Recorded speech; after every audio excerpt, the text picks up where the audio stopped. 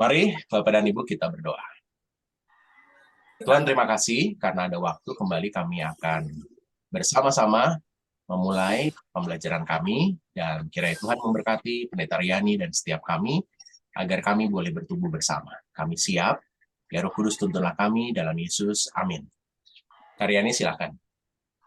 Ya, Bapak Ibu, senang sekali bersama-sama kita bertemu lagi. Bacaannya bagus ya. Apakah Bapak Ibu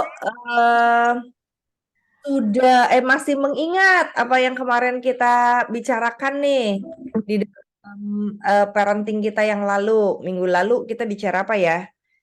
Minggu lalu kita bicara tentang Ortu konsultan. ortu konsultan. Wah, bener dah. Senang banget kita bisa sama-sama belajar jadi orang tua konsultan ya, Bapak Ibu. Walaupun kita baru dapat teasernya atau iklannya aja gitu ya. Tapi semoga kita sudah mulai terbuka bahwa anak cucu kita atau anak kita bisa punya model parenting yang berbeda sama kita. Makanya kita nggak bilang lagi itu kok aneh ya anak zaman sekarang gitu ya. Tapi karena memang modelnya berbeda gitu. Sebelum kita mulai saya bicara tentang tema selanjutnya. Kita mau nyanyi dulu lagu-lagu yang kita kan bicara tentang faith talk atau percakapan iman, Bapak Ibu. Nah, salah satu model percakapan iman adalah menyanyi bersama anak-anak atau cucu kita, sehingga mereka tahu atau belajar iman melalui lagu yang mereka nyanyikan. Makanya saya akan putarkan satu lagu yang legendaris atau yang tradisional, tapi dari mulai mungkin Bapak Ibu sampai cucu kita sekolah minggu. Ya.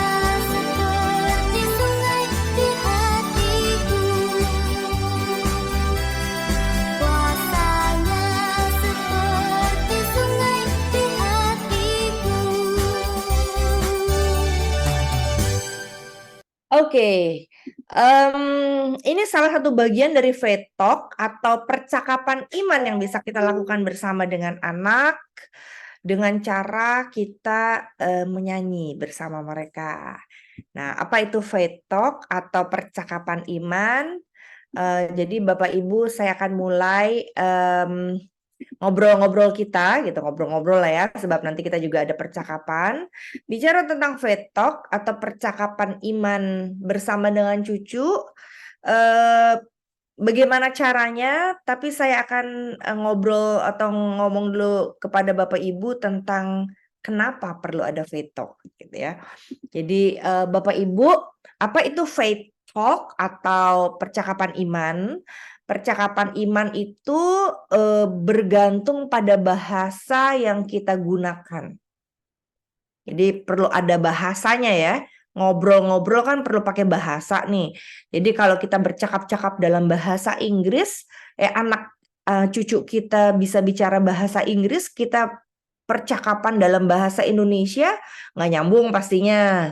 Jadi percakapan iman itu bergantung pada bahasa yang kita gunakan untuk memperkenalkan iman kepada anak cucu kita. Jadi bukan bahasa Inggris, bukan bahasa Indonesia, tapi ada sebut namanya bahasa iman. Nah, bahasa iman tuh kayak apa sih? Semakin banyak kata-kata yang berkaitan dengan iman yang kita perkenalkan kepada anak cucu kita, maka semakin mereka diperkenalkan untuk menjadi bagian dari orang beriman. Jadi ada tuh bahasa imannya. Kalau misalnya kita ngomong bodoh kamu gitu. Nah, itu bukan bagian dari bahasa iman tentunya. Malah tidak produktif ketika kita bicara tentang kata-kata yang menusuk, menyakiti, lalu kita menggunakan bahasa iman juga. Jadi, ayo, kalau kamu enggak berdoa, nanti kamu jadi anak bodoh gitu ya. Nah, ini kontraproduktif. Sebab berdoa adalah bahasa iman, maksudnya berbicara sama Tuhan, tapi kata bodoh itu membuat orang berpikir iman dan bodoh gitu ya. Jadi berdoa dan bodoh itu akan nabrak, kontraproduktif. Sebab anak-anak itu tidak bisa mendengar kata tidak. Kalau kita bilang kata-kata tidak atau negatif, itu nggak didengar tuh. Yang didengar nanti ujungnya. Tidak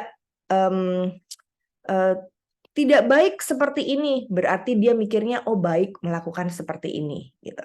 Nah, jadi anak-anak perlu bahasa iman dalam percakapan iman. Semakin banyak bahasa iman yang kita katakan atau ucapkan, semakin banyak mereka mengerti dunia iman. Bayangkan kalau kita nggak pernah ngomong sama anak kita, puji Tuhan, maka dia nggak ngerti bahwa puji Tuhan itu bagian dari iman. Lalu bagaimana mungkin dia memperkenalkan pada anaknya lagi atau cucu kita tentang pentingnya memuji Tuhan. Kalau kita sendiri nggak pernah memuji Tuhan, kita sendiri nggak pernah menyatakan syukur kita kepada Tuhan, kepada anak bahkan cucu kita, maka nggak jadilah suasana pengalaman kehidupan beriman. Nah, itu jadi bahasa iman menentukan percakapan iman, atau bahasa iman ada dalam percakapan iman. Oke, sekarang apa sih bahasa iman yang sering kita gunakan? Coba silakan Bapak Ibu bicara tentang bahasa iman ya. Kira-kira apa sih bahasa iman yang sering Bapak Ibu gunakan sebagai bagian dari percakapan iman kita? Tadi saya bilang puji Tuhan gitu ya. Wah, kalau saya bilang aduh dek, puji Tuhan hari ini Mami dapat makanan enak gitu ya. Wow, iya ya, makanan enak tuh dari Tuhan ya. Itu kan bahasa iman dalam percakapan iman. Nah, kira-kira bahasa iman apalagi yang Bapak Ibu ketahui untuk memperkenalkan iman? Silakan. Ada yang di chat maupun yang spontan, Bapak Ibu bisa. Oke, praise the Lord. Iya, Kak. Jadi praise the Lord. Baik. Apalagi, Bu? God bless you, Tuhan berkati ya, gitu ya. Jadi anak-anak, saya suka dengar tuh anak-anak pendeta kalau ikut Zoom sama orang tuanya gitu, jadi udah biasa ngomong God bless you, gitu ya. Oke, mereka memang baru meniru, tapi meniru yang baik, bukan meniru yang tidak baik. Ada lagi yang lain, Bapak Ibu? Bahasa apa ya yang kira-kira cocok kita perkenalkan tentang iman kita? Haleluya. Iya, puji Tuhan, gitu ya Pak. Haleluya. Puji Tuhan. Atau God bless you, gitu ya. Nah, nanti kita pelajari lebih lanjut. Tapi saya mau menceritakan kepada Bapak Ibu bahwa bahasa iman yang kita gunakan seringkali hanya basa-basi atau informasi. Udah doa belum? Gitu ya. Udah doa belum? Gitu. Udah Oma, gitu ya. Terus baru mau makan, udah doa belum? Kan tadi udah Oma, gitu ya. Omanya jadi lupa atau cuman basa-basi dan informasi aja. Sehingga tidak benar-benar merasa dihidupi. Nah, ini bahasa iman yang akhirnya menguap karena cuman basa-basi. Aduh, Oma mau nih cucu Oma nih pelayanan tapi basa-basi. Kenapa? Karena omanya juga nggak pelayanan sama opanya. Gimana mau bicara bahasa iman tapi nggak dihidupi? Nah, yang kedua adalah diucapkan sepenuh hati karena dilakukan. Yaitu contohnya. Aduh, opa, oma, sama oma nih kan pelayanan di gereja ya. Oma pengen deh cucu oma juga ikut melayani Tuhan, mencintai Tuhan gitu ya. Karena opa oma melakukan juga. Nah, kalau dilakukan, diucapkan sepenuh hati, maka bahasa iman menjadi efektif dalam percakapan iman. Karena bukan hanya sekedar basa-basi atau informasi belaka. Nah, Bapak Ibu, kelewatan. Kenapa sih ada vetok yang basa-basi? Ya, bahasa iman sekedar informatif terjadi kalau kita tidak menghidupi iman kita. Itu akhirnya menjadi ritual belaka. Itu menjadi percakapan yang tidak punya makna karena tidak dihidupi. Beda kalau Bapak Ibu bilang, oh ya saya tahu Tuhan itu baik. Itu bahasa iman. Tapi kalau benar-benar Bapak Ibu merasakan bagaimana sakit, lalu Tuhan tolong, dan akhirnya bisa tetap melakukan kegiatan sehari-hari dengan pertolongan Tuhan, itu beda nanti ngomongnya. Omongnya akan bilang gini, Tuhan tuh emang benar-benar baik ya. Aku ngalamin kesulitan dalam perjalanan pelayanan gereja selama 20 tahun jadi pendeta. Tapi Tuhan tetap menolong memberikan banyak orang baik dalam hidup saya. Tuhan baik banget. Beda kan Bapak Ibu? Sama kalau saya khotbah bilang, Bapak Ibu percayalah Tuhan itu baik. Baiklah pada semua orang. Tuhan baik dan melakukan banyak hal-hal baik pada orang-orang yang percaya atau tidak percaya. Nah, itu masih dalam kognitif saya, belum meresapi dan merasakan apa yang saya katakan, gitu ya. Maka penting sekali termasuk para pendeta. Berkhotbah bukan hanya pengetahuan, tapi berkhotbah bukan hanya basa-basi pengetahuan, sebuah informasi, tetapi menghayati apa yang dikatakan karena itu bagian dari pengalaman hidupnya, bagian dari pergumulan imannya, bagian dari kemenangan iman yang dia rasakan setelah melewati suka duka hidup. Nah, itu juga dibaca. Jadi Bapak Ibu sebetulnya sedang khotbah juga loh kepada anak, kepada cucu, kepada mantu. Apa yang kita katakan itu benar-benar punya kualitas, punya manfaat, karena saya merasakan dan mengalaminya. Nah, itu namanya faith talk, atau percakapan iman yang bukan basa-basi. Nah, Bapak Ibu, jadi faith talk, percakapan iman, sangat berkaitan erat dengan faith language, atau bahasa iman. Nah, tapi semakin dewasa iman seseorang, semakin faith talk dan faith language-nya otentik atau benar-benar terjadi. Jadi anak mantu cucu kita juga amancu nih, gitu ya, akan melihat sebagai saksi mata. Apakah opa oma ini benar-benar beriman atau cuma ngomong doang, cuma ngomong aja, gitu. Kenapa? Otentisitas atau keaslian dari iman kita terasa, bukan terlihat, bukan hanya didengar ya, tapi terasa buat anak cucu kita.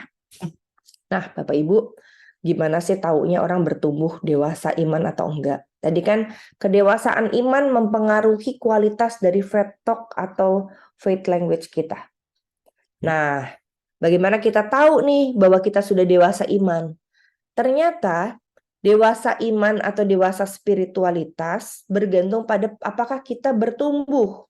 Nah, saya mau menceritakan dulu tentang teori pertumbuhan. Jadi Bapak Ibu, di dalam dunia ini ada namanya teori pertumbuhan atau perkembangan. Ada 2 model atau 3 model setidaknya. Yang pertama adalah yang disebut pertumbuhan linear. Bapak Ibu, pertumbuhan linear dalam dunia matematis gitu ya. Itu adalah semakin X-nya bertambah, semakin Y-nya bertambah. Nah, XY-nya apa? Semakin tambah usia, semakin fisiknya juga bertambah, gitu ya. Itu pertumbuhan linear. Jadi, wah gambarnya jadinya, tunggu saya kasih gambar ya. Gambarnya adalah seperti ini. Ting, gitu ya. Semakin bertambah usia, semakin bertumbuh secara fisik.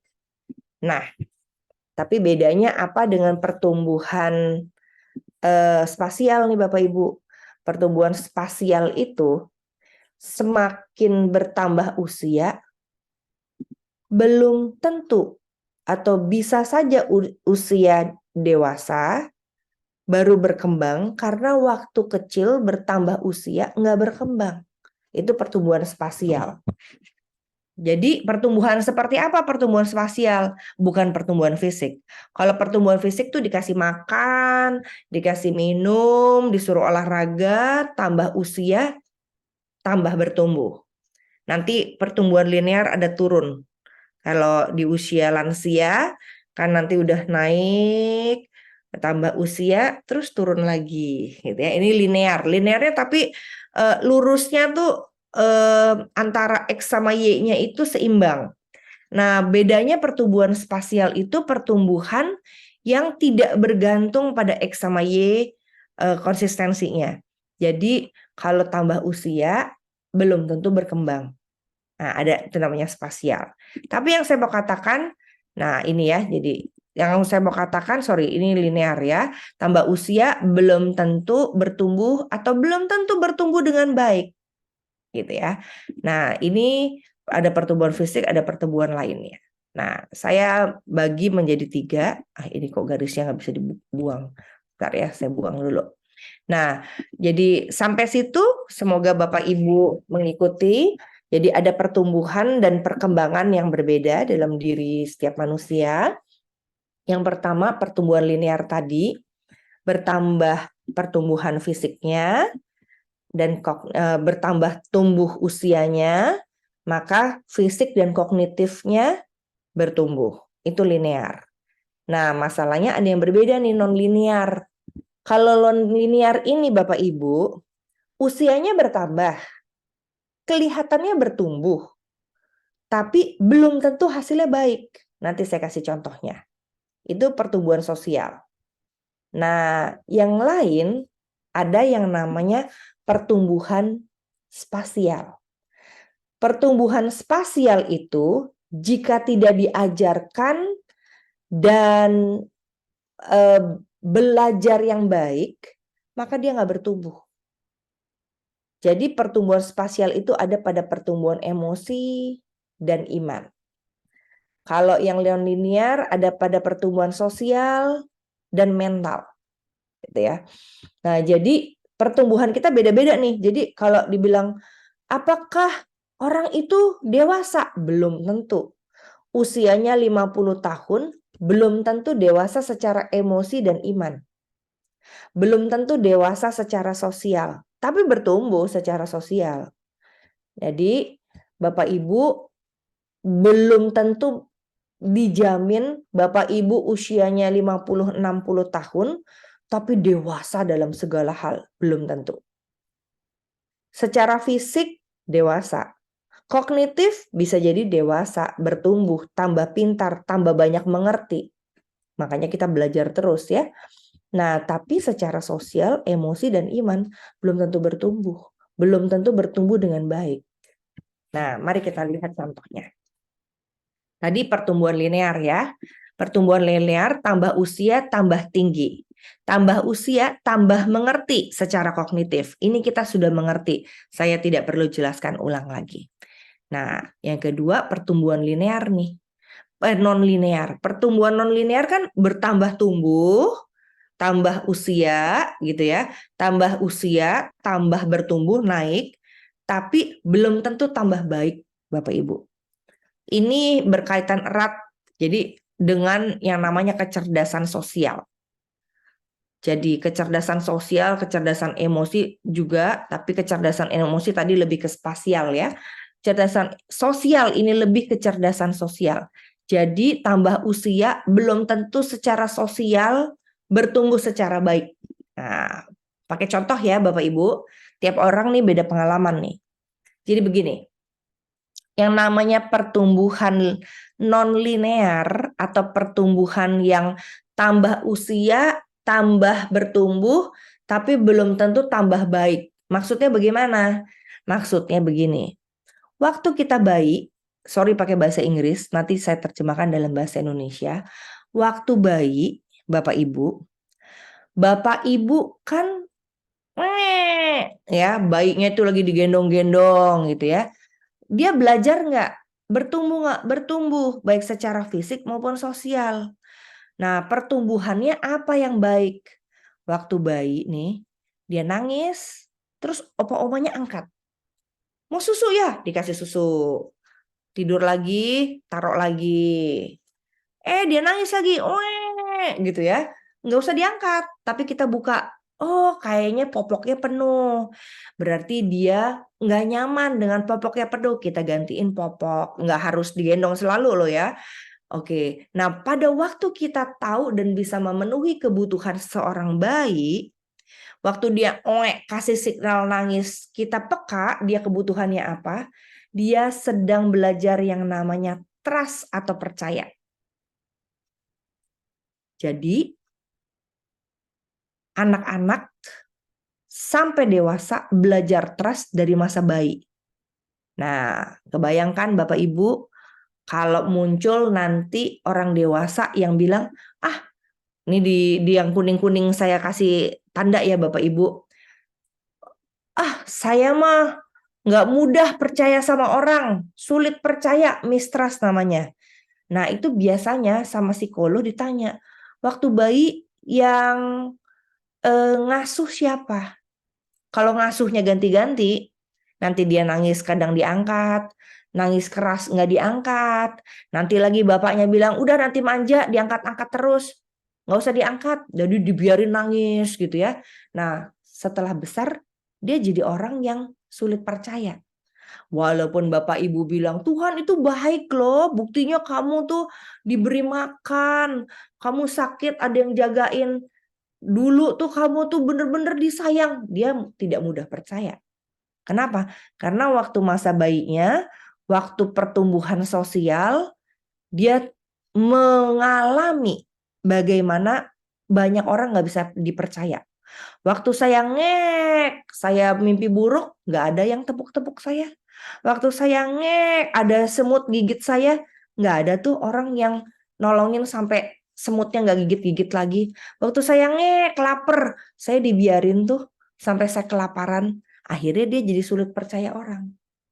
Nah, sehingga tumbuhlah menjadi anak yang sulit percaya. Udah, naik kan? Naik pertumbuhan sosialnya naik lagi Bapak Ibu. Dari sulit percaya, dia naik ke batita. Di batita, ya dia mulai explore kan. Kalau di batita kan, saya mulai pengen cari tahu mainan ini, saya pengen buka kaleng, saya pengen tahu rasanya kalau ini dilempar jadi seperti apa. Wah, dia mulai explore semuanya, dicoba-coba. Tapi bisa jadi orang tuanya kan nggak ngerti nih tentang pertumbuhan sosial, jadi dimarahin terus gitu ya, padahal dia bisa jadi anak yang mandiri atau otonom. Aduh, ini saya tahu nih ya, cara buka botol begini, cara tutup pintu begini. Tapi dia nggak bisa otonom. Kenapa? Karena setiap kali tutup pintu, gebus gitu ya. Opa omanya atau mama papanya marah. Tutup pintu yang baik-baik. Jadi dia takut, aduh, jadi malu deh tutup pintunya dimarahin gitu ya. Nah, dia tumbuh tapi menjadi anak yang malu-malu atau ragu-ragu. Karena mau tutup pintu kekerasan dimarahin, mau buka botol tumpah dimarahin, mau ambil gelas sendiri minum tumpah ditegur. Akhirnya dia bertumbuh jadi anak yang minum tapi ragu-ragu. Mau buka pintu, kunci pintu nggak bisa nanti salah gitu ya. Nah apalagi tambah balita, tambah lagi nih. Dia udah mulai inisiatif sebetulnya anak ini umur balita.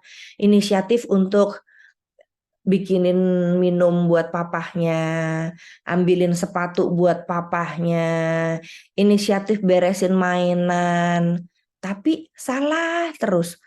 Apalagi kalau orang tuanya perfeksionis ya, pengennya sempurna. Itu kurang, kamu masukin. Kenapa nggak dimasukin? Salah terus anaknya. Akhirnya dia tumbuh menjadi anak yang punya rasa bersalah, bukan yang inisiatif. Padahal dia lagi mau belajar inisiatif gitu. Nah, ini namanya pertumbuhan non-linear, pertumbuhan yang tambah usia belum tentu hasilnya baik. Gitu ya. Nah, ini menurut ini saya terusin tapi udah nggak usah cerita lagi deh ya. Pokoknya pertumbuhannya bisa baik, bisa tidak baik. Nah, lalu ada nih satu orang namanya James Fowler, Bapak Ibu.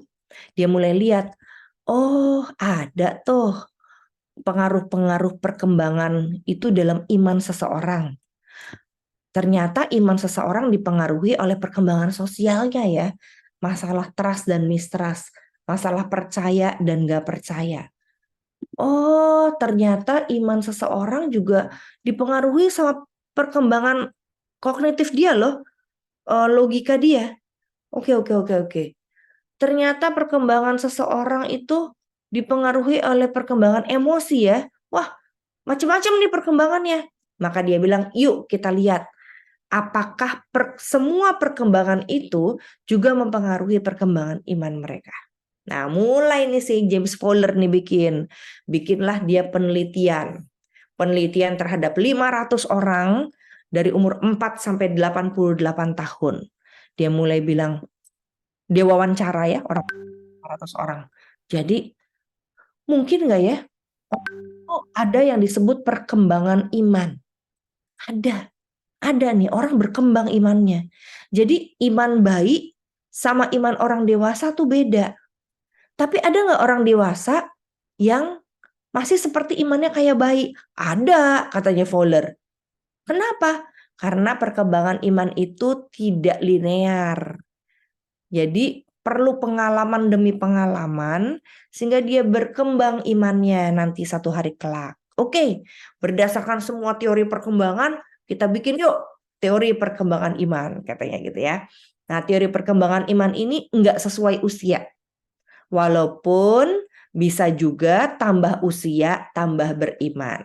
Gimana sih caranya? Nah dia mulai itu Bapak Ibu perkembangan iman. Nah, dia mulai bikin teori gini. Orang yang namanya beriman ya, kalau dia ngomong tentang iman itu bukan sekedar cuman omong doang atau basa-basi. Tapi imannya itu benar-benar dia hayati hidup sebagai orang beriman yang punya sumber kuasa. Kalau orang Kristen, dia sebutnya Tuhan Yesus. Kalau orang Islam, dia panggilnya Allah. Orang agama lain ada yang dia pada dewa ini dan dewa itu. Kalau yang agama lain dia percaya sama yang namanya Siddhartha Gautama. Kalau agama lain ada yang dia percaya yang namanya uang, sumber kuasanya. Ada dong, dia nggak percaya Tuhan tapi dia percaya uang. Dia percaya logika, bisa, itu sumber kuasa. Nah, yang namanya beriman mesti sebut nih imannya pada siapa? Iman pada Tuhan Yesus, berarti sumber kuasanya Tuhan Yesus. Nah, gimana caranya orang disebut dewasa dalam iman? Kalau saya gitu ya, mengalami interaksi dengan orang lain atau ciptaan Tuhan lainnya, lalu saya menghubungkan interaksi saya itu dengan Tuhan. Misalnya, saya ke gereja, terus saya tanya Tuhan, Tuhan mau saya apa nih Tuhan? Lalu Tuhan kasih pesan, Ri, kamu ke gereja dengerin tuh firman ya. Firmannya cocok banget buat kamu hari ini. Oke Tuhan, firmannya apa Tuhan? Dengerin khotbahnya. Oke Tuhan. Pas sudah selesai ibadah, ternyata Tuhan saya tuh benci banget sama seseorang. Tapi firman Tuhan hari ini mengingatkan saya untuk belajar mengampuni walaupun sulit. Nah, ini namanya beriman. Oke Tuhan, saya mau beriman kepada Tuhan walaupun sulit. Saya mau belajar mengampuni sesuai pesan Tuhan hari ini di khotbah hari Minggu ibadah. Nah, udah tuh. Saya jadi beriman. Jadi beriman enggak sekedar saya ke gereja. Saya baca Alkitab udah beriman. Saya ke gereja udah dianggap beriman. Saya saya pegang Alkitab, beli Alkitab per TB2 banyak banget di rumah gitu ya. Sampai ada yang besar, kecil, sedang, Alkitab mini gitu ya. Itu belum tentu beriman, beli Alkitab aja. Saya nyumbang ke gereja, itu belum tentu beriman. Saya melayani di berbagai tempat, ada di hospitality, di pelayanan kesaksian pelayanan, saya juga ikut berkhotbah, saya ikut ngajar sekolah minggu, saya beriman, belum tentu. Beriman terjadi kalau saya benar-benar tahu yang saya lakukan ini karena itu pesan Tuhan. Dan saya mau menjalankan pesan Tuhan serta saya benar-benar mengalami hidup diberkati dan menjadi berkat. Karena saya dapat pesannya dari Tuhan. Jadi selalu bergantung pada Tuhan. Nah ini beriman. Nah masalahnya menurut Fowler, untuk beriman seperti ini kan nggak bisa baik melakukannya. Maka perlu contoh, perlu pengalaman iman dari orang tuanya. Nah jadi pelan-pelan bayi beriman. Jadi faith talk atau percakapan iman itu pelan-pelan menolong anak-anak kita bisa beriman dari mulai bayi. Jadi Bapak Ibu yang belum punya cucu yang ikut grandparenting juga berguna. Kenapa? Karena kita belajar untuk diri kita sendiri, tapi juga bisa untuk pasangan atau untuk anak kita. Sehingga mereka juga belajar dari orang tuanya sebagai parents bagaimana belajar banyak hal. Termasuk dalam topik hari ini belajar percakapan iman. Percakapan iman tidak akan terjadi kalau kita cuman basa-basi dan tidak melibatkan Tuhan yang kita tahu bicara pada kita. Pesan Tuhan kan bisa macam-macam ya Bapak Ibu. Lewat lagu tadi kan, kasihnya seperti sungai.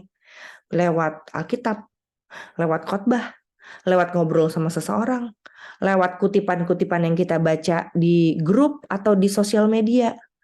Lewat berdiam diri sambil merenungkan firman Tuhan. Bisa kita lakukan semua hal. Tapi yang pasti kita sadar bahwa itu pesan Tuhan. Nah, nggak semua orang sadar apa yang mereka dengar itu pesan Tuhan. Jadi lalu aja begitu aja. Nah, kalau kebaktiannya, khotbah hari ini tuh pendeta bagus loh. Buat kamu. Gitu kan ya. Bukan buat saya, tapi buat kamu. Jadi kita nggak merasa bahwa pesan Tuhan itu buat saya. Padahal setiap kali Tuhan berpesan, ya pasti ada buat sayanya Bapak Ibu. Nah ini beriman. Oke, untuk bisa beriman seperti ini, orang dewasa pasti bisa nggak? Belum tentu. Orang dewasa tetap harus belajar. Dan kalau nggak belajar, tetap imannya nanti kanak-kanak. Makanya Paulus bilang kan dalam suratnya kepada jemaat, kamu memang udah dewasa, tapi kamu masih terima susu. Nah itu, karena mereka nggak bisa terima kebenaran yang sebenar-benarnya, kata si Paulus. Nggak bisa terima pesan Tuhan langsung, nggak ngerti kamu nanti sama pesan Tuhannya. Jadi ya udahlah, nih makan aja nih. Seperti apa susu? Susu itu asal yang penting pokoknya percaya, telen. Kan gampang kan? Ada susu diminum, telen. Nah jadi makanya biasanya orang-orang yang beriman cuma minum susu tuh, dia cuma nanyanya begini selalu ke pendeta. Pak Pendeta, kalau saya nggak perpuluhan dosa atau enggak? Gitu ya. Pertanyaannya cuma itu, dosa atau enggak? Salah atau enggak? Itu susu. Dosa, minum. Nggak dosa, nggak minum. Gampang kan? Nah, jadi jangan Bapak Ibu bertanya lagi pada pendeta atau dalam diskusi dosa apa enggak ya. Kalau kita bicara dosa atau enggak, berarti kita masih suka minum susu. Cuman mau tahu yang benernya aja apa. Padahal ada proses loh. Proses. Bunuh orang dosa enggak? Kita cuma pengen tahu kan dosa atau enggak. Terus pengen pendetanya ngomong dosa, udah cukup. Nah itu kayak minum susu. Padahal kan ada kehidupan yang lebih kompleks ya Bapak Ibu. Gimana kalau orang itu pegang senjata dan mau bunuh kita? Terus tiba-tiba kita pegang pistol, kita bunuh dia atau enggak? Mending dibunuh atau ngebunuh dalam keadaan perang. Nah itu kan sesuatu yang kompleks. Nggak bisa kita cuma nanya, bunuh orang dosa apa enggak? Lu dosa lo di perang bunuh orang gitu kan ya. Nah jadi perlu pemikiran yang lebih kompleks. Dan pemikiran seperti itu ada pada orang dewasa. Maka dia nggak mau sekedar cuma nanya dosa atau enggak. Karena pertanyaan itu hanya pada anak-anak yang belum bisa berpikir lebih kompleks seperti orang dewasa. Nah, maka ada tahap demi tahap. Sehingga akhirnya setiap orang bisa dengan mantap untuk bertumbuh imannya. Nah, seperti apa pertumbuhan itu? Growing up, semakin hari semakin bisa memaknai hidup, semakin bisa memberi respon. Lah kalau anak-anak kan bisa juga memaknai hidup, bisa, tapi dari segi kognitif aja. Belum penuh dengan penghayatan. Nah, penghayatan itu nanti bertambah usia semakin menghayati.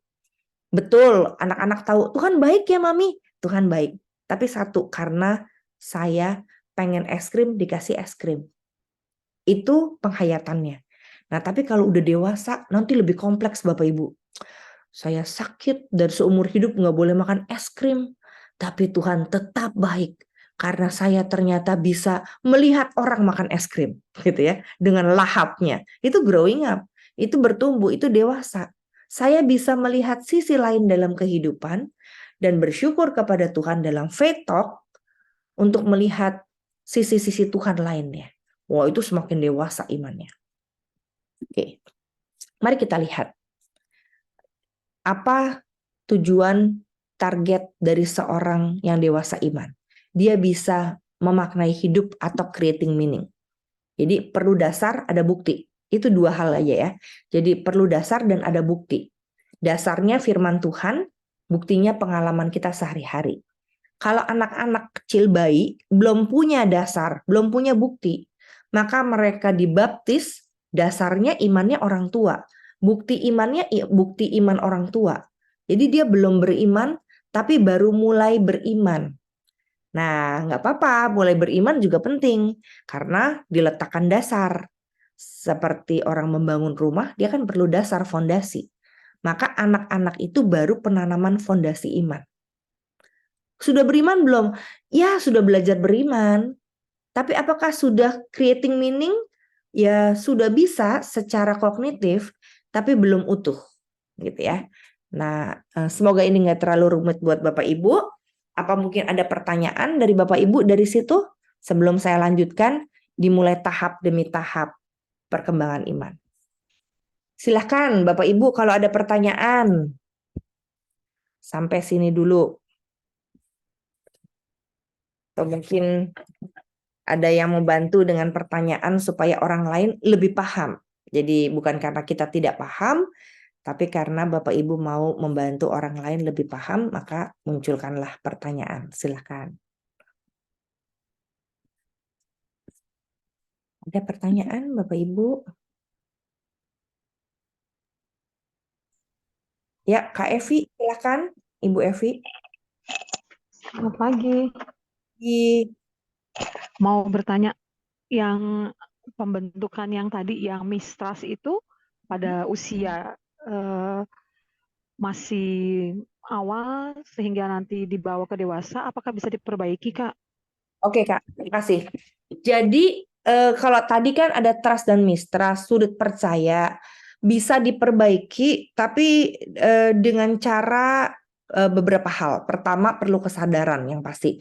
Orang dewasa kalau memperbaiki diri kan perlu kesadaran ya.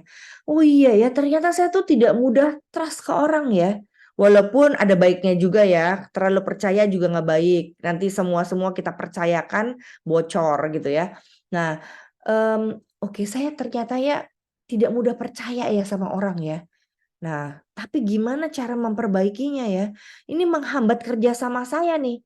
Kalau saya nggak mudah percaya sama orang. Nah, saya berarti mesti belajar nih. Belajarnya apa? Mulai dari pengalaman-pengalaman ya. Kalau saya percayakan sedikit, lalu orang itu bisa dipercaya, saya tambah lagi percayakan banyak. Ternyata kalau sudah dipercayakan banyak orang yang nggak bisa dipercaya, ya nggak apa-apa, saya mengampuni dia. Gitu. Nah, itu tentang trust dan mistrustnya orang dewasa. Saya orangnya sangat percaya banget Bapak Ibu sama orang. Sampai akhirnya bocorlah itu. Gitu ya. Nggak baik kan jadinya kan, jadi bocor. Nah, waktu bocor saya belajar dengan hikmat Tuhan. Iya ya, ternyata tipe orang seperti ini nggak bisa dipercaya. Ya belajar jadi dari pengalaman. Tapi kalau tipe orang seperti ini lebih bisa dipercaya. Nah, akhirnya mulai menimbang-nimbang, punya wisdom. Tapi belajar mempercayakan juga perlu pemulihan. Kalau tadinya kita nggak percaya sekali. Siapa dulu ya yang dulu? Nah, mulai itu kita mikir-mikir pemulihan di masa lalu. Itu ada prosesnya Kak Evi. Proses untuk memulihkan trust di masa lalu. Apalagi kalau pernah punya trauma, dibiarin nangis sehari-harian nggak ada yang nolongin. Wah, itu kan mistrustnya besar sekali. Nah, dia perlu balik ke masa itu dan memulihkan masa itu. Memang ada cara khusus untuk healingnya nanti. Tapi kalau kita sudah masuk dalam tahap kesadaran, oh iya ya, saya kok sulit percaya ya sama orang ya. Aduh Tuhan tolong. Nah, ini kita beriman kan, kita minta sama Tuhan. Tuhan tolong dong Tuhan, saya ini kok jadi sulit percaya sama orang ya. Termasuk sulit percaya sama Tuhan nih. Tolong Tuhan, buat saya bisa percaya. Nah, nanti prosesnya sama Tuhan, Tuhan yang bikin. Tuhan yang bikin bisa segera pemulihan, atau Tuhan yang bikin dengan kita hanya percaya pada Tuhan. Nah, itu proses Tuhan dengan kita sendiri. Jadi ada Terima dua. kasih. Ada pertanyaan lain? Oh, ada pertanyaan di ini ya, di chat Bapak Ibu. Bu Linda, kalau anak nggak mau berdoa sebelum makan, males, marah, apa yang harus kita katakan? Nah, ini Bapak Ibu. Kalau konsultan parenting minggu lalu, yang kita lakukan adalah memberi choices. Oke, kamu mau terima kasih kepada Tuhan, melek matanya atau merem, misalnya gitu kan. Jadi dikasih choices supaya anaknya tahu bahwa berdoa itu menyenangkan, berdoa itu bukan terpaksa, apalagi dia lagi marah. Oke, kamu lagi marah ya, makan sambil marah gitu. Pahami dulu perasaannya di konsultan parenting. Kamu marah kenapa? Marah dimarahin mama harus makan ini ya, nggak suka makanannya. Ya kalau orang nggak suka makanannya kan nggak bisa berterima kasih sama Tuhan dong Bapak Ibu. Jadi kita mesti mengerti dulu kenapa dia marah, kenapa dia males. Kalau sudah marah dan males, selesaikan marah dan malesnya dulu, baru ajak mereka berdoa, berterima kasih sama Tuhan. Kalau berterima kasih atau berdoa sebelum makan Bapak Ibu, nggak perlu 2 menit atau 1 menit.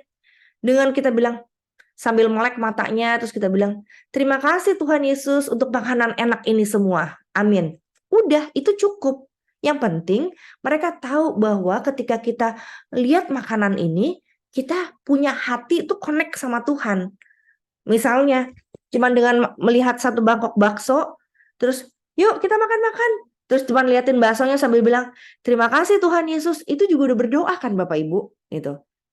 Dia sudah connect dengan Tuhan aja itu udah bagus.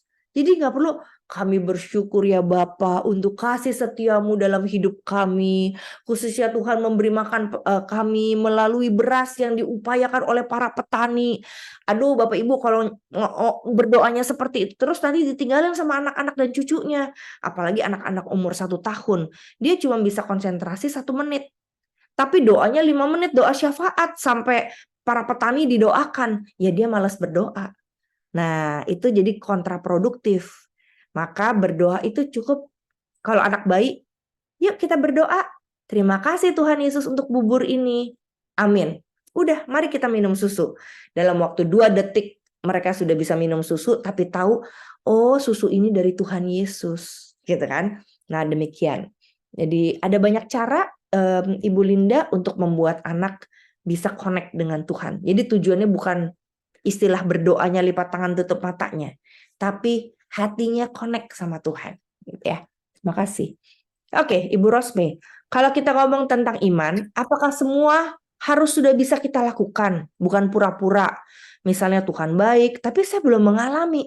Apakah saya nggak boleh bicara itu ke anak dan cucu? Nah, begini, terima kasih untuk pertanyaannya, membantu sekali. Jadi gini, kita orang dewasa, kita kehilangan orang yang kita cinta. Terus kita masih bergumul, Tuhan itu baik atau enggak ya? Kok saya kehilangan orang yang kita cinta? Aduh, Tuhan tuh nggak baik banget ya. Bahkan kita pikir seperti itu kan Bapak Ibu. Nggak apa-apa, kita ngomong ke anak kita. Dek, Mami tuh masih bergumul Tuhan baik atau enggak ya? Soalnya Tuhan ambil orang yang kita sayang. Gimana ya cara memahami Tuhan itu baik? Kata orang, kata Alkitab, Tuhan itu baik. Nah, lakukan percakapan iman dengan sebuah kejujuran. Bahwa hari ini saya belum bisa nih merasakan. Tapi Mami tuh pengen banget deh. Punya pengalaman, merasakan Tuhan baik. Walaupun Tuhan ambil orang yang kita sayang. Nah, itu percakapan iman. Itu faith talk juga. Jadi dengan kejujuran. Bukan pura-pura kan? Dengan kejujuran. Nah, gitu. Ibu Ros. Demikian. Boleh saya? Ya, Pak Hartono ini atau Pak Beni? Saya Beni. Pak Beni, bagaimana Pak Beni? Saya mau nanya ya. Bagaimana saya kebetulan saya ngerawat cucu nih. Cucu saya tinggal sama saya. Terus kebenaran kedua orang tuanya nih berjauhan gitu ya. Berjauhan. Kita udah hampir 6 dari kecil sama saya terus gitu. Nah, bagaimana kita membina hubungan dengan cucu nih, kan saya kakeknya opanya nih gitu. Yang tentu saya lebih sayang lah gitu. Nah, sedangkan orang tuanya jauh, terutama mamanya jauh gitu ya. Mamanya jauh di Kalimantan. Nah, saya suka mikir jangan sampai cucu saya mengalami hal yang seperti saya gitu. Kebenaran saya diasuh sama orang lain gitu. Nah, itu gimana ya cara mendekatkan kasih kita kepada cucu gitu. Itu aja, Bu. Oke, terima kasih Pak. Oke Pak, jadi ada banyak cara Pak. Salah satunya adalah yang kita bicarakan sekarang. Gunakan percakapan iman bersama dengan cucu Pak. Tapi jangan pura-pura. Pura-pura tuh maksudnya apa? Pura-pura itu berarti Bapak nggak mengalami Tuhan, tapi Bapak bicara Tuhan. Nah, jadi perlu ngobrol bagaimana Bapak punya pengalaman bersama dengan Tuhan Yesus. Itu nanti akan dirasakan dan dilihat oleh cucu. Jadi tergantung kasusnya apa Pak. Tapi yang pasti Bapak perlu banyak belajar, ya ini grandparenting atau parenting. Supaya tahu gimana ngadepin cucu yang seperti ini, gimana ngadepin cucu yang seperti itu. Dan Bapak perlu semakin kenal cucu Bapak. Itu kunci pertamanya. Nih tipenya seperti apa nih cucu saya? Oh kayaknya cucu saya tuh tipenya tipe introvert. Berarti kalau dia lagi mengalami kesulitan dia nggak mau ngomong, dia simpen aja dalam hati. Nah berarti saya mesti cari tahu bagaimana cara ngomong ke cucu yang introvert. Nah itu kan belajar parenting Pak. Jadi parenting itu bukan pelajaran dalam semalam. Pelajaran yang terus-menerus kita mesti pelajari. Jadi senang sekali Pak Beni ikut ambil bagian dalam kelas parenting ini supaya semakin hari semakin ngerti gimana ngadepin cucu. Kenalin dulu siapa cucu Bapak, semakin kenal nanti semakin ngerti Pak gimana mengarahkan dan menolong dia bertumbuh. Itu dari saya Pak. Oke, terima kasih, Tuhan berkati ya. Saya ikutin terus nih, saya pengen kita semua bertumbuh gitu. Soalnya ya dasarnya sih kita harus bersyukur ya, karena saya dari seberang kita dapat Tuhan percaya, Tuhan pilih ya, untuk menjadi anak-anaknya. Nah, saya harus tunjukkan itu bagus sekali, Ibu, bagus sekali, luar biasa. Saya pakai itu, Bu. Ya, makasih Pak. Tuhan berkati. Ya, Ya, Bu. Ya. Sekarang saya menjawab Pak Hartono. Pertumbuhan itu kadang naik, kadang turun, mitos atau fakta. Jadi begini Pak, pertumbuhan iman itu kan pasti semakin hari orang semakin bertumbuh secara iman. Walaupun kadang-kadang di usia dewasa iman kita masih iman yang seperti kanak-kanak. Kata Paulus kan masih minum susu. Tapi tentang naik turun bagaimana? Saya nggak bilang naik turun. Tapi pertumbuhan iman itu penuh dengan pergumulan yang tidak mudah. Nah, pergumulan itu yang Bapak sebut naik turun mungkin.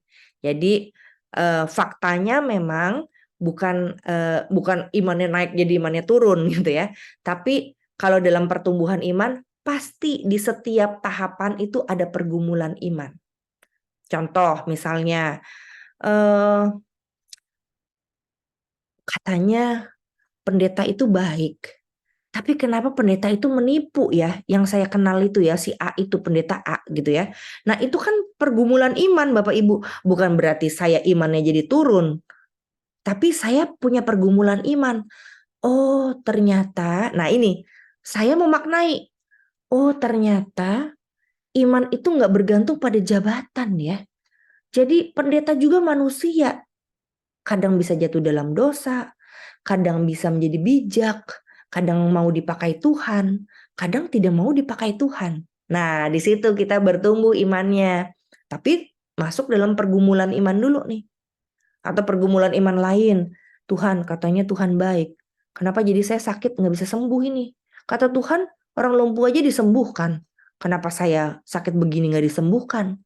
Nah, itu namanya pergumulan iman, Pak. Bukan tidak bertumbuh imannya. Justru dalam rangka bertumbuh imannya, saya bergumul. Dan dalam pergumulan itu, kadang saya menang, kadang saya belum berhasil menang. Untuk apa? Menemukan kebaikan Tuhan di dalamnya. Nah, itu kemenangan iman itu kan menemukan kebaikan Tuhan di dalamnya. Nah, itu belum terjadi. Ya nggak apa-apa, coba lagi, ulang lagi. Nah, disitulah kita mengalami pergumulan iman. Untuk apa? Untuk tetap terus bertumbuh. Demikian Pak Hartono. Ya Pak Albert bagaimana? Belum kedengeran Pak Albert, belum di unmute. Ya, ini Bu. Ada seorang cucu yang termasuk kritis kayaknya. Kemudian ada dia bertanya, ada seorang saudara yang sebenarnya saudara itu baik ya, yang nggak ada nggak ada penyakitnya, ada apa, tiba-tiba dia meninggal, ya, dia tiba-tiba meninggal. Nah, orang cucu itu tanya, Pak, kenapa sih orang itu, om itu kan baik sekali sebenarnya. Terus dia kan aktif di mana di gereja apa semua, itu kok tiba-tiba meninggal gitu ya. Terus apa katanya kalau kita berdoa selalu dilindungi sama Tuhan. Itu kenapa seperti itu? Nah, terus kalau saya menjawab seperti ini, ya gini, kita udah nggak usah berpikir terlalu panjang, terlalu jauh. Karena itu semua adalah rencana Tuhan. Itu di luar pemikiran kita. Karena ada Tuhan bilang di dalam Yesaya 55 ayat 89 bahwa rancanganku bukanlah rancanganmu. Jadi berarti apa yang direncanakan oleh Tuhan itu kita tidak tahu. Jadi kita tidak usah mikir, sebab Tuhan yang selalu memberikan yang terbaik bagi kita dan bagi keluarga yang ditinggalkan. Jadi, nah, apakah jawaban seperti saya kasih dia sebagai seorang cucu, apakah dia bisa menerima atau itu satu pergumulan seperti apa itu dia? Oke. Jadi apakah saya? Nah, Oke, terima kasih. Ya, terima kasih Pak Albert. Jawaban Albert itu tidak salah, tetapi perlu jawaban pendahulu, gitu ya. Nah, jawaban itu oke sebagai bagian dari pemaknaan iman Pak Albert. Tapi Kadang-kadang cucu itu perlu satu bagian dulu Pak sebelumnya, pendahulunya. Apa tuh pendahulunya? Cucu itu perlu tahu bahwa nggak enak ya, katanya Tuhan baik, tapi kok Tuhan melakukan ini ya, emang nggak enak nih, gitu. Nah itu menggunakan perasaan Pak, namanya empati. Jadi kita perlu empati dulu nih. Aduh, ya memang nggak enak ya pengalaman di kayak gitu ya. Nah itu perlu, itu pendahulunya. Memang kelihatannya Tuhan nggak adil ya. Kok bisa ya Tuhan melakukan kayak gitu ya? Gitu. Jadi nggak enaknya dulu dirasakan Pak. Aduh memang Ya, sedih ya pengalaman kayak gitu ya, sedih banget gitu. Nah itu pendahulu Pak. ya, Ketika anak tahu bahwa oh jadi opa ngerti ya bahwa orang kayak gitu tuh sedih dan orang kayak gitu kesel. Itu pakai perasaan kan? Nah, ya, tapi dalam sedih dan kesel, opa tetap percaya Tuhan itu baik. Nah, itu baru lompat ke Pak Albert tadi bilang, ya. Jadi awali dengan empati dulu ya, Pak ya. ya, ya. Sebenarnya ketika orang melihat Tuhan tidak adil, Tuhan tidak baik, ada pengalaman rasa yang tidak menyenangkan. Nah, itu yang kita jadikan pendahuluan. Sebelum kita bicara, saya yakinlah pokoknya Tuhan baik, gitu kan ya. Begitu Pak Albert. Terima kasih.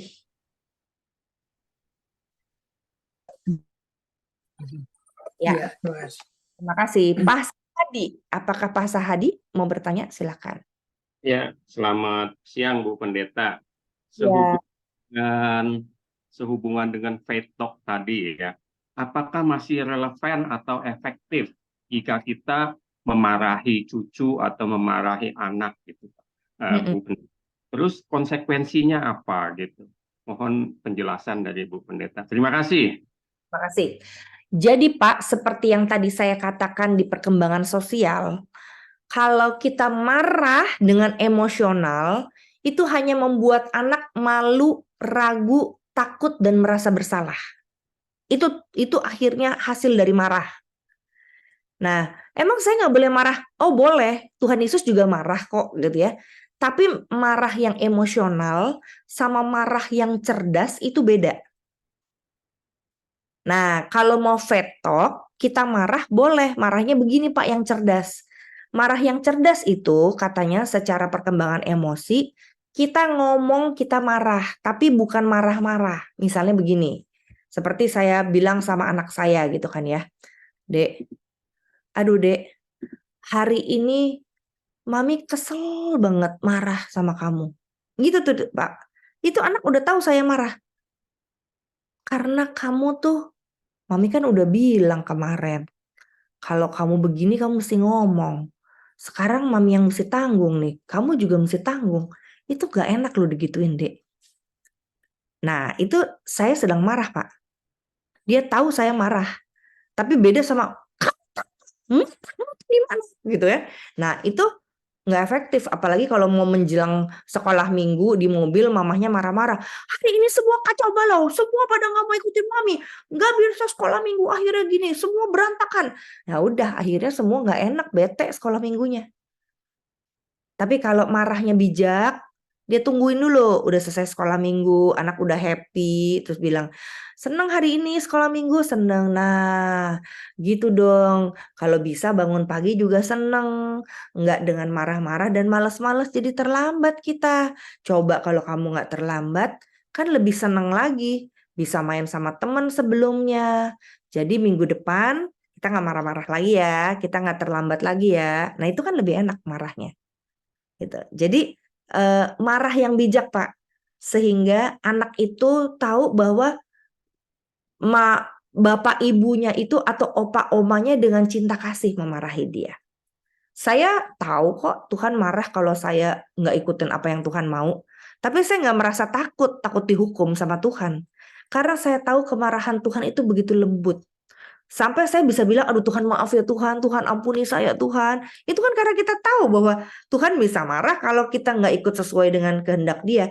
Tapi bukan marah yang kayak orang tua marah-marah gitu. Israel juga dimarahin Pak, gitu. Tapi caranya Tuhan beda. Nah cara kita juga mesti beda sesuai dengan anak. Gitu. Jadi tidak salah marah, tapi marah secara bijak. Dan tujuan marah bukan mau membuat anak kita guilty feeling atau malu atau ragu-ragu seperti dalam perkembangan sosial. Kita mau anak kita tetap inisiatif, cucu kita tetap otonomi, tapi mereka tahu, oh yang seperti inilah yang baik. Gitu. Begitu Pak Sahadi. Terima kasih Pak. Bu Ina, silakan. Sorry, off cam. Jadi saya ingin tanya Kak Yani, untuk idealnya tuh kan perkembangan fisik dengan perkembangan fetus linear gitu, jadi sama ya. Tapi Iya, idealnya begitu, walaupun belum tentu. gitu ya, belum tentu ya memang. Tapi Ya. justru itu yang ingin saya tanyakan. Kalau saya sendiri juga faith-nya tuh mungkin dibilang terlambat di umur-umur memaknai sesuatu dengan Tuhan tuh udah usia yang cukup tinggi. Nah sekarang saya melihat anak saya justru kok perkembangannya itu untuk faith aja sulit gitu. Apalagi kognitif sampai memaknai nggak bisa. Jadi dorongan apa yang saya bisa lakukan supaya dia lebih cepat karena dia masih muda. Saya sendiri menyesalnya memaknai itu dalam usia yang sudah tua gitu. Itu aja. Terima kasih Kak Ina. Aku akan jelaskan selanjutnya bersama juga dengan pertanyaan Pak Hartono yang tentang kok bisa ya kita mempertanyakan Tuhan, Tuhan gak adil, Tuhan jahat, Tuhan gak baik, Tuhan pilih kasih gitu ya. Nggak apa-apa Pak, itu ada dalam pergumulan iman namanya. Tapi bukan berarti tidak beriman. Maka seperti Yunus boleh loh marah sama Tuhan. Aku layak marah sampai mati gitu, kira-kira Yunus mau ngomong gitu ke Tuhan waktu pohon jaraknya tiba-tiba layu atau mati waktu dia lagi berlindung di bawah pohon sebelum pergi ke Niniwe gitu ya, atau setelah pergi ke Niniwe. Tuhan bilang Tuhan nggak marah sama Yunus. Di kitab Yunus Tuhan tidak marah sama Yunus sekalipun Yunus bilang aku layak marah sampai mati Tuhan gitu ya. Dia marah sama Tuhan kan. Tapi nggak apa-apa dirangkul sama Tuhan. Maka marahlah di dalam pelukan Tuhan. Seperti seorang anak kecil yang digendong papa mamahnya tapi lagi berontak dan marah-marah gitu ya. Dia marah dalam pelukan bapak ibunya. Tapi tetap meyakini, tetap mau digendong, tetap mau rasa pengalaman cinta kasih Tuhan. Jadi Kak Ina juga nggak apa-apa memaknainya udah usia sekarang. Yang penting sekarang ini mau bertumbuh, itu lebih penting. Jadi nggak ada yang kasih piala untuk pertumbuhan iman kita. Yang ada kita menikmati pengalaman bersama Tuhan lebih indah. Jadi ruginya kan di kita. Maka mari nikmatin sekarang supaya kita nggak semakin rugi. Karena pertumbuhan iman membuat kita bisa menikmati Tuhan lebih banyak lagi. Jadi nggak apa-apa Kak. Nah makanya saya akan jelaskan bagaimana dengan anak-anak kita. Nah begini, mari kita perbaiki parenting kita atau grandparenting kita dengan memahami pertumbuhan iman. Jadi faith talk bisa dilakukan sesuai pertumbuhan iman. Jadi perkembangan imannya begini, iman bayi. Iman bayi itu cirinya adalah undifferentiated faith. Jadi iman yang tidak bisa bedakan satu dengan yang lain. Semua bayi sama, yaitu apa? Mari kita lihat panahnya.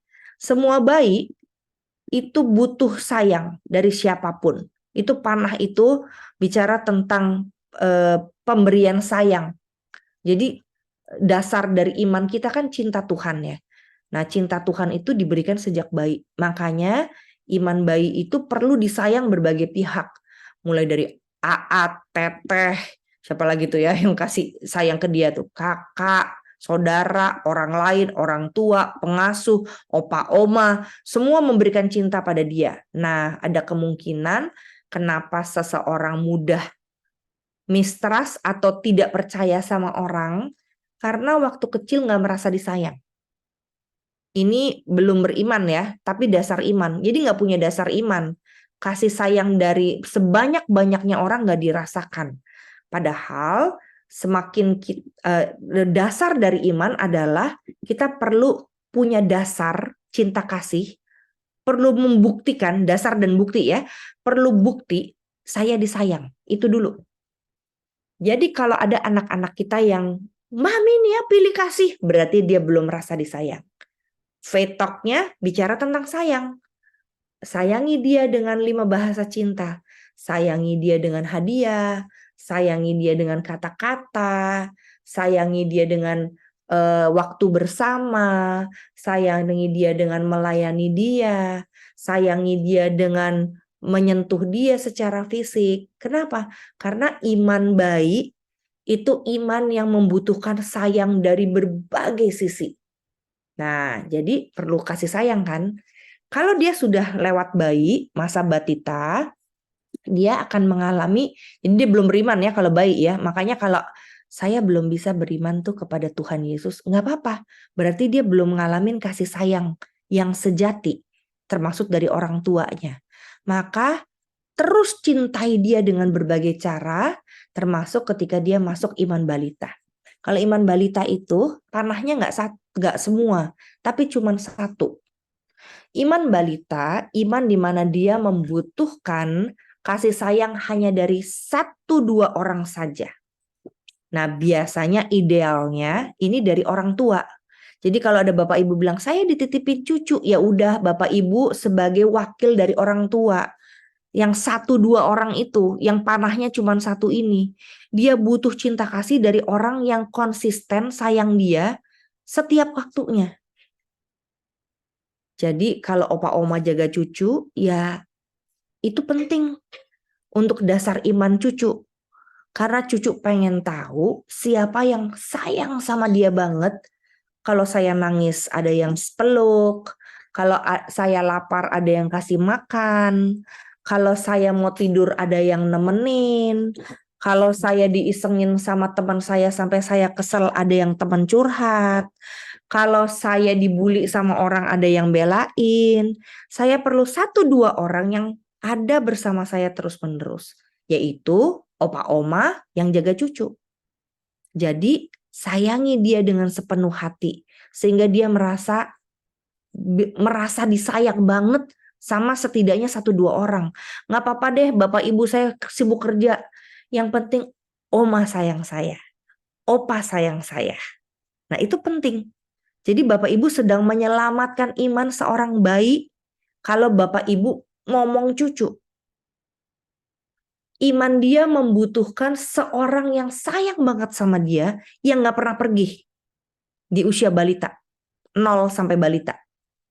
Nah ironisnya kan di usia balita seperti ini, orang tua lagi giat-giatnya cari uang. Jadi tinggalin bayinya kan, lalu dikasih ke suster, dikasih ke mbak, dikasih ke orang lain. Nah jadi bapak ibu kalau ada kesempatan jaga cucu, pakai kesempatan itu. Tiap detik, tiap menit, tiap jam sangat dibutuhkan oleh cucu.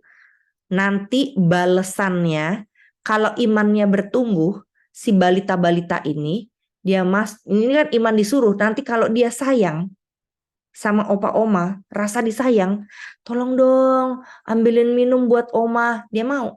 Nanti masuk iman anak-anak. Gitu ya. Nah, seperti apa iman anak-anak? Imannya panahnya jadi udah beda tuh. Bapak Ibu lihat, panah yang pertama ini kan cuma satu. Orang dewasa sayang pada balita. Satu ya panahnya ya. Berarti dia cuma butuh kasih sayang. Tapi imannya anak-anak lebih maju lagi. Saya bisa sayang ke orang yang saya sayang. Jadi kalau dia udah peluk opa omanya, terus makan mau berbagi dengan opa omanya, lalu tidur, oma temenin aku tidur dong gitu ya, udah minta ditemenin, opa temenin aku main dong. Nah berarti dia udah kiri kanan, udah saling memberi. Saya mendapatkan sayang dari opa oma, saya juga bisa menyayangi opa oma sampai meluk oma, aku sayang sama oma. Opa, aku nggak mau kehilangan opa. Nah itu udah iman anak-anak udah terjadi. Udah vice versa namanya. Udah dari opa oma ke cucu, cucu ke opa oma. Sayangnya udah bolak-balik. Nah iman seperti ini, iman langkah kedua namanya. Hanya perlu 1-2 orang saja yang bisa saya sayang atau menyayangi saya. Ya, 2 sisi itu ya. Namanya iman meniru. Jadi disinilah anak mau pelayanan seperti papahnya. Anak mau kasih nasi bungkus ke anak pinggir jalan seperti yang dilakukan mamahnya. Anak mau berbagi kuenya seperti omanya.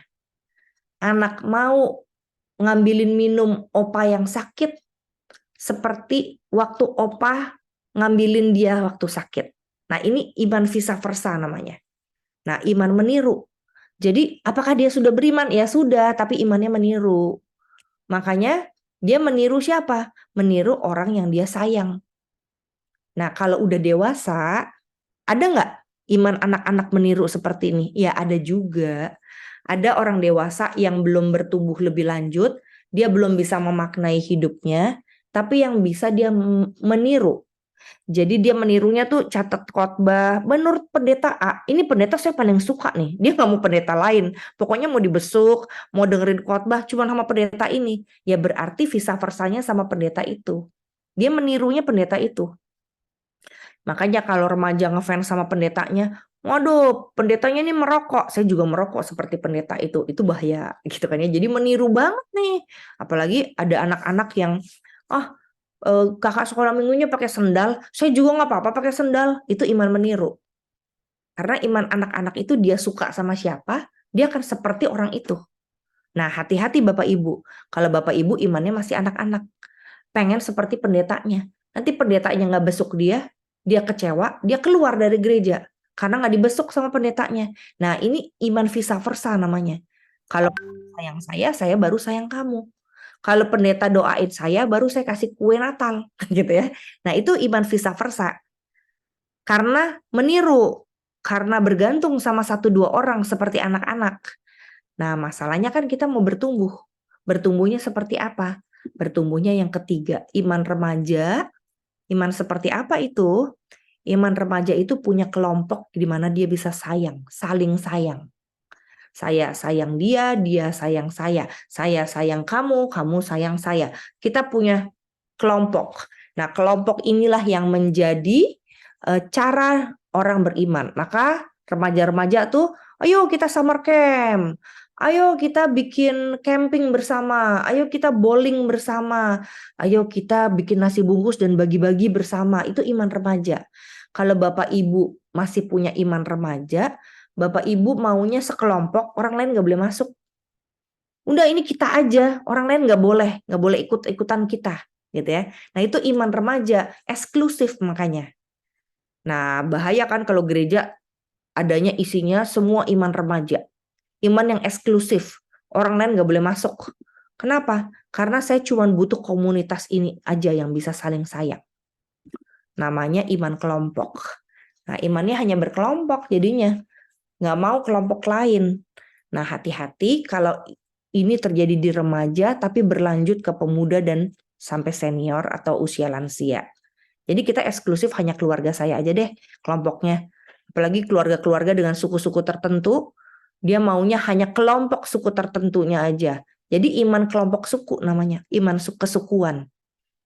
Nah, ini salah nggak? Nggak salah, cuman ini ada di masa remaja biasanya.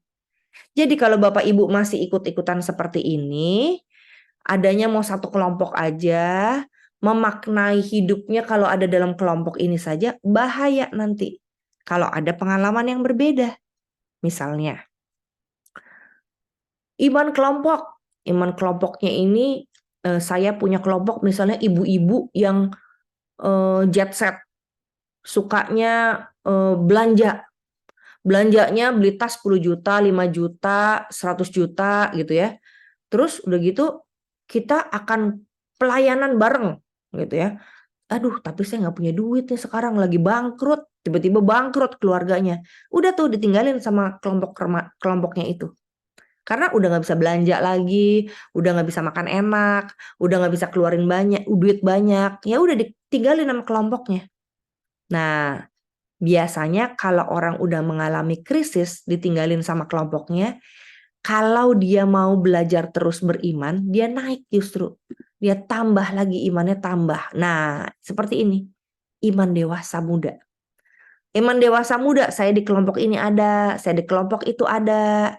Yang penting, nah panahnya apa nih ya? Panahnya itu bukan lagi ke saya, tapi panahnya lagi udah ke semua kelompok. gitu ya. Kelompok di sini ada, kelompok di situ ada. Di sini dia memaknai hidup. Kalau kelompok ini karismatik, ya saya memaknai berdasarkan pengalaman karismatis saya. Kelompok ini GKI, ya saya memaknainya bersama orang-orang GKI. Nggak apa-apa di sana di sini, gitu ya. Nah, kalau Bapak Ibu sudah ada di kelompok ini, nanti ada 5 dan 6 ya, tapi saya nggak bicarakan 5, 6. Nanti keburu pusing. Jadi nggak apa-apa, iman kelompok itu bukan yang terakhir, tapi kita bisa bergaul dengan banyak kelompok, itu penting. Nah, waktu saya bergaul bersama kelompok, nanti cara memaknai imannya beda-beda. Ada yang cara memaknai imannya, Tuhan baik kalau saya kaya. Ada yang memaknai imannya, Tuhan baik sekalipun saya nggak punya duit. Nah, kan beda kelompok, tapi saya diperkaya oleh banyak kelompok. Nah, disitulah dia semakin bertumbuh imannya. Nah, demikian Bapak Ibu, sehingga akhirnya kita tahu bagaimana cara beriman yang berbeda-beda. Nah, anak-anak ini perlu belajar beriman sesuai dengan model Cherry Fuller. Ya, saya lompat langsung ke Cherry Fuller. Kata Cherry Fuller, orang beriman perlu menikmati Tuhan baik dulu. Jadi Bapak Ibu kalau anak-anaknya belum pernah merasakan Tuhan baik, dia belum bisa masuk ke pengalaman lainnya dalam beriman. Nah, jadi yakini dulu bahwa anak cucu Bapak Ibu pernah ngalamin Tuhan itu baik banget dalam hidup saya, bukan didikte. Bukan didikte itu maksudnya tuh kan Tuhan baik kan dalam hidup kamu, buktinya papi mami bisa sekolahin kamu ke luar negeri. Itu didikte. Tapi kalau dia sendiri yang bisa bilang, mami, aduh Tuhan baik banget ya dalam hidupku. Opa, Tuhan tuh baik banget loh opa. Aku tuh gak punya duit, tapi temanku kasih aku jajan. Nah itu enjoying God namanya. Kalau dia sudah enjoying God, baru dalam pertumbuhan imannya dia bisa loving God. Mencintai Tuhan yang baik. Tuh Tuhan, aku tahu Tuhan baik. Nah ini terjadi bisa dalam proses kematangannya terjadi pada orang dewasa. Kita menikmati Tuhan, lalu kita mencintai Tuhan. Baru setelah kita cinta Tuhan, kita bisa ikut Tuhan. Jadi kalau kita suruh anak kita taat, cucu kita taat, tapi dia belum menikmati Tuhan baik, itu terpaksa nanti taatnya. Taat karena disuruh opa oma, ya udah saya ikut. Berdoa, itu kan disuruh sama opa oma, following. Kalau saya tidak menikmati makanan ini sebagai pemberian Tuhan, nggak bisa dong saya suruh berdoa bersyukur untuk makanan ini. Ya saya follow opa oma aja deh. Disuruh doa ya saya doa. Tapi kalau dia mau jujur, dia nggak enjoying God. Tapi kalau dia udah, opa ini makanan kesukaanku oma. Oke kita berterima kasih ya sama Tuhan. Oke terima kasih Tuhan. Baru dia follow. Baru dia ikut. Karena dia sudah enjoy. Nah apalagi yang terakhir nih. Kita nggak boleh paksa anak kita, cucu kita untuk serving God atau melayani Tuhan. Karena kalau dia belum merasa Tuhan itu baik, nanti terpaksa banget melayani Tuhannya. Nah, ada yang lompat. Oke lah, kamu melayani Tuhan untuk enjoying God. Nah, ini nih ya. Jadi gambarnya begini. Saya serving God, tapi saya pengen enjoying God. Seperti ini. Ya makanya kalau begitu serving God-nya dimarahin orang, ada gesekan, ada orang yang gak suka sama dia, bubar, keluar akhirnya dari serving God. Kenapa? Karena saya gak enjoy. Gitu.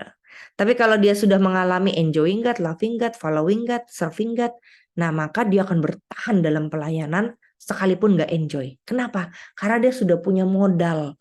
Tuhan baik dalam hidup saya. Biarin deh orang gak baik sama saya. Yang penting Tuhan tetap baik pada saya. Nah jadi Bapak Ibu, setelah kita tahu ini semua, selamat menolong anak-anak kita dan cucu kita untuk mengalami percakapan iman. Percakapan imannya bisa percakapan tentang enjoying God, bisa percakapan loving God, bisa percakapan following God, bisa percakapan serving God. Tergantung mereka itu sedang mengalami yang mana nih. Nah, percakapan itu yang penting semakin banyak percakapan iman yang bukan pura-pura gitu ya. Itu semakin kita melakukan faith talk atau percakapan iman dengan anak cucu kita. Yang penting banyakin pengalaman suka duka dan maknai pengalaman suka duka supaya percakapannya menjadi otentik. Nah, sekarang kita lihat apa sih contoh bahasa iman. Ini terakhir ya. Contoh bahasa iman itu adalah ya puji Tuhan, benar-benar puji Tuhan, bukan basa-basi. Tuhan baik ya, gitu ya. Ini dasar lah ya, dasar-dasar buat percakapan iman buat anak-anak. Sebetulnya bahasa iman banyak sekali. Lalu kita tanya Tuhan dulu ya. Saya ingat banget tuh bapak saya suka ngomong gitu kalau waktu kecil. Pak, kita jalan-jalan ya Pak. Kita tanya Tuhan dulu ya, katanya gitu ya. Oh oke, ya udah. Sampai hari ini kita bersama keluarga juga belajar tanya Tuhan. Terus ya kalau Tuhan menghendaki pasti bisa deh kamu nanti jadi juara atau pasti lulus deh gitu ya. Nah terus dalam nama Yesus. Oh ini juga ibu saya suka bilang ya, kalau mimpi buruk dalam nama Yesus. Saya juga kalau mimpi buruk jadinya dalam nama Yesus gitu ya. Nah terus saya juga bilang sama anak saya, kalau mimpi buruk dalam nama Yesus ya. Mami ngalamin tuh. Kata oma begitu, terjadi gitu ya. Nah ini faith talk yang nggak akan terjadi kalau kita nggak membicarakannya. Demikian Bapak Ibu dari saya. Tuhan memberkati. Adakah pertanyaan? Saya Bu, boleh bertanya Bu, Riannya. Ya. Tadi contohnya tentang iman balita, itu kan contohnya untuk satu anak. Pertanyaannya, kita kan, maksudnya anak itu kan perlu sumber kasih dari banyak orang atau orang-orang sekitarnya. Waktu bayi ya Bu, waktu bayi Ya. iya. Tapi kan dia setelah bertumbuh, dia juga, maksudnya tadi kan cuma satu orang yang dia butuhkan, yang menyayangi dia. Nah, bagaimana kalau si Batita ini sudah punya adik gitu loh? Orang tuanya apakah bisa balance seimbang gitu memberikan kasih sayangnya kepada si kakak dan si adik yang baru lahir gitu? Ya. Kadang-kadang kan orang tua tuh kadang-kadang juga, ya jujur aja kadang-kadang lebih sayang sama adiknya yang baru lahir, tapi umumnya bapaknya lebih sayang sama kakaknya. Nah itu bagaimana, Bu? Ya itu tidak adil Bu, makanya perlu disadari Bu. Disadari dampaknya, bukan salah bukan benar, tapi disadari dampaknya. Kalau saya pilih kasih nanti seperti Esau dan Yakub, gitu. Jadi Esau dan Yakub kan akibat orang tua pilih kasih Bu. Nah itu akibatnya kayak gitu nanti. Jadi kalau orang tuanya menyadari pentingnya berbagi cinta secara adil, maka mereka akan belajar parenting dan cari tahu bagaimana caranya berbagi cinta secara adil. Salah satunya adalah menemukan bahasa cinta anak, sehingga dia mencintai sesuai bahasa cinta anak setiap harinya. Sehingga anak benar-benar setiap hari merasa disayang.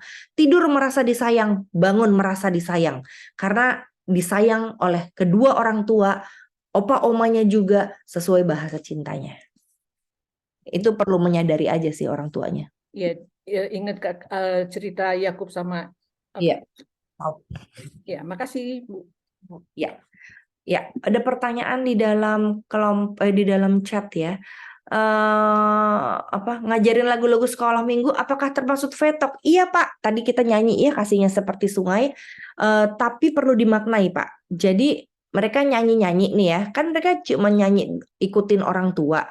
Kayak tadi kan kasihnya seperti sungai. Nah setelah nyanyi, opa oma ngobrol. Faith talk, percakapan imannya tuh, bener loh Tuhan Yesus tuh sayang banget seperti sungai. Sungai itu kan mengalir ya. Jadi banyak banget tuh dalam hidup kita. Contoh apa? Yuk kita lihat tebak-tebakan berkat Tuhan, kasih Tuhan dalam hidup kita. Aku dapat makan opa, ya itu berkat Tuhan, kasih Tuhan. Apalagi aku bisa tidur pakai AC enak opa, ya itu berkat Tuhan. Nah itu faith talk-nya. Jadi lagu sekolah minggu adalah kendaraan untuk bicara faith talk. Tapi di dalam kendaraan itu kita tetap perlu ngobrol, membicarakannya. Begitu Pak Hartono. Terima kasih. Ada pertanyaan lagi dari Bapak Ibu?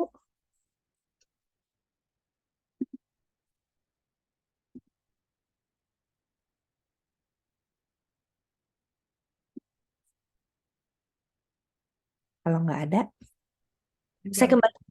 Ada? Kayaknya udah nggak ada.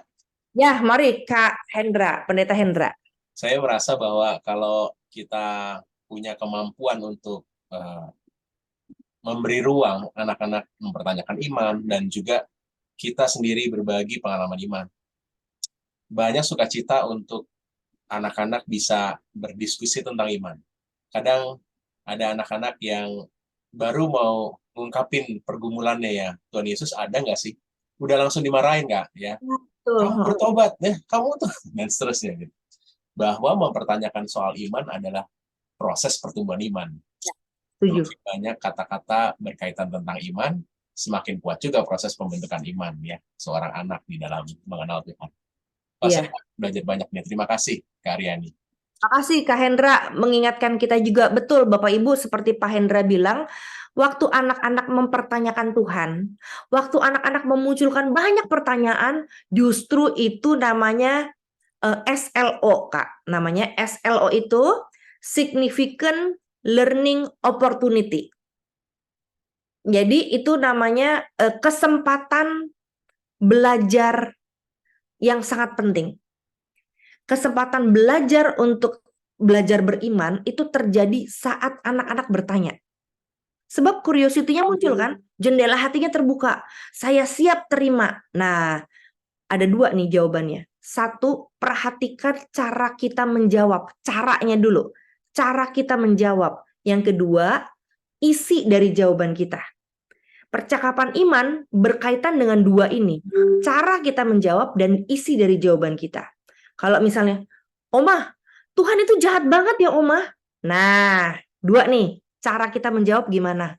Oh ya, kenapa kamu bilang Tuhan itu jahat? Emang kamu pengalamannya apa? Nah, itu berarti ada pesan tersembunyi yang kita sedang bagikan kepada mereka, bahwa pertanyaanmu atau pernyataanmu itu penting dan berharga.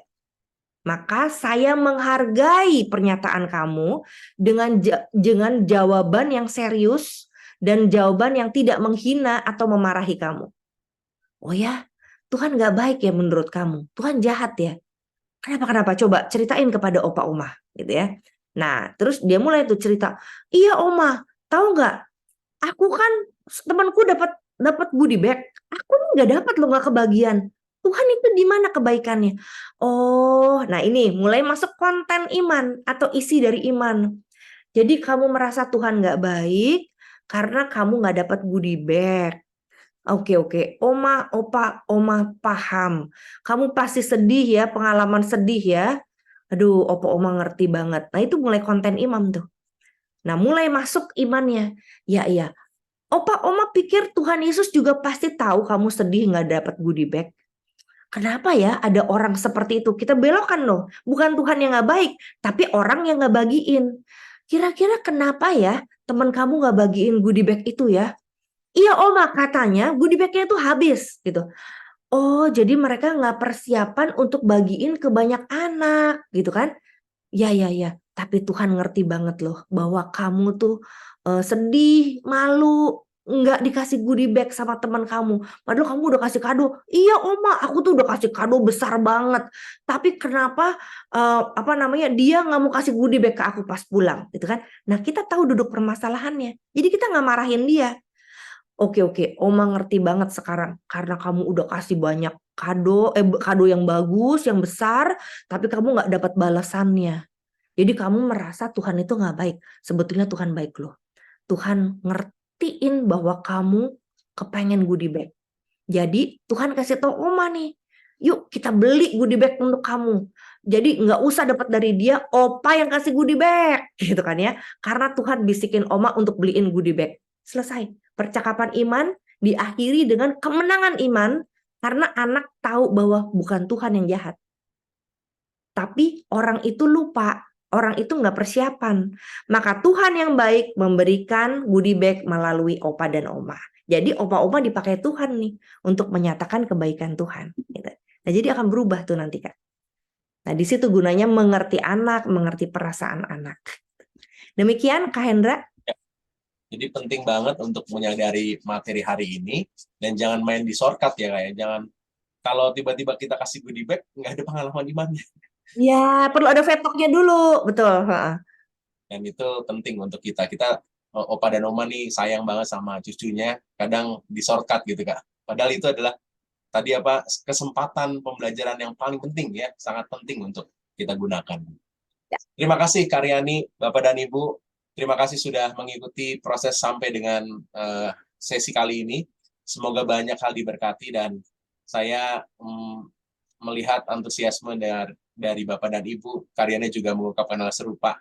Semoga ada kesempatan untuk kita belajar lagi. Ada materi lain lagi ya, Kak Aryani.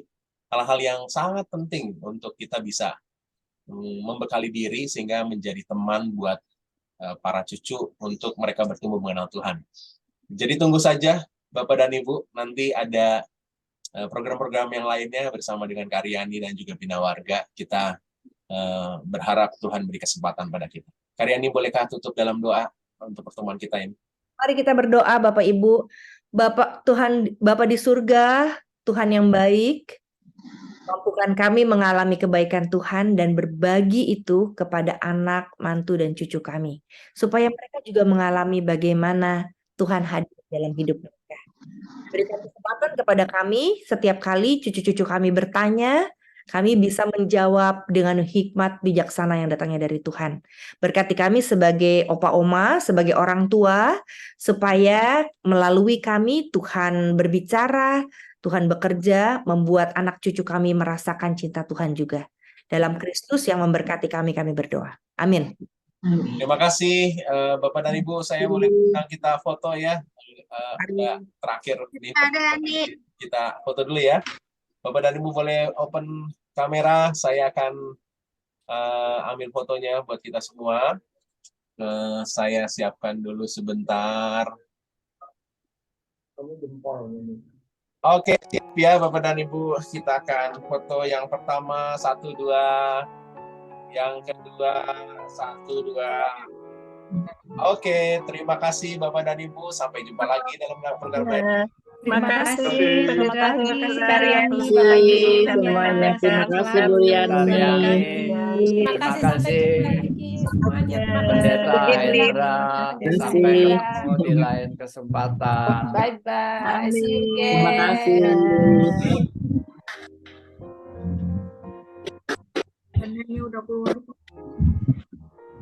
Baik, saya tutup ya Bapak dan Ibu. Saya selalu Tuhan berkati.